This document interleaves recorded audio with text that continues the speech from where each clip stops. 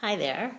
We are very excited to be making the first Beit Midrash movie for our brand new program at Sinai Temple.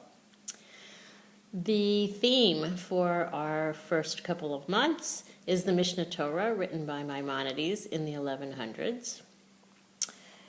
And Andy and I are a chevrutah, which is a small group that will study together. We studied the first packet with Rabbi Fruithandler, and we would like to share some of the tips and things that we learned in that study session with you in this video. All of the halakha come from the first verse, which is in halakha 1, which is based on Deuteronomy 8:10. When you have eaten and are satiated, you shall bless God your Lord. So this is the Torah blessing and the Torah rule, and that brings up the dichotomy between the rules that Maimonides talks about based on Torah versus teachings of the rabbis. And the highest level would be the Torah blessing. So an example of this would be the Torah says to bless God after eating and are satiated, versus the rabbis that would say that you should bless after eating a piece of bread the size of an olive.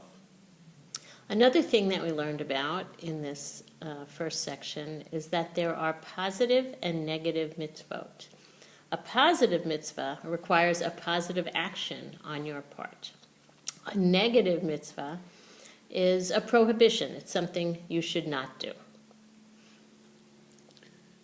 Another thing that we note that Maimonides often contradicts himself. So in one part of a halakha he may say X, and in the next part he may make some, not completely Y, but some adjustments to X that would seem to be in contrast to that.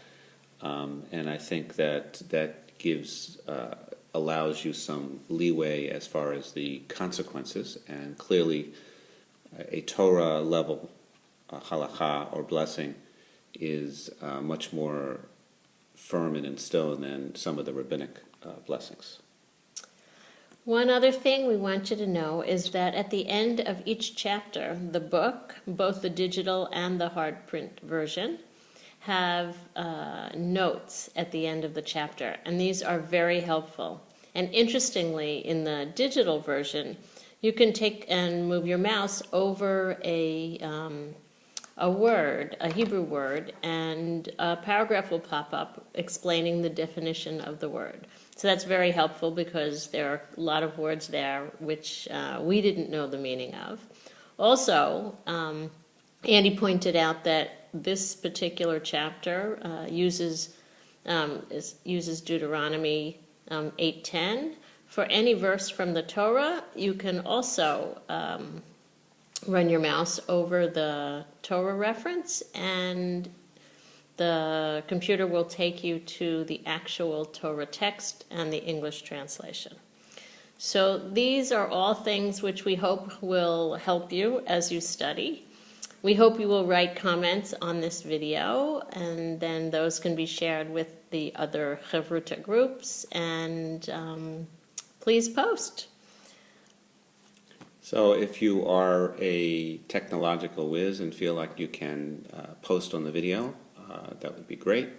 If, however, you are a technological Hittite like myself, then you can email Rabbi Fruithandler or call him, or even stop by the office and see if you can set up an appointment. So looking forward to continuing the studying coming up. Have a nice week. Happy studying.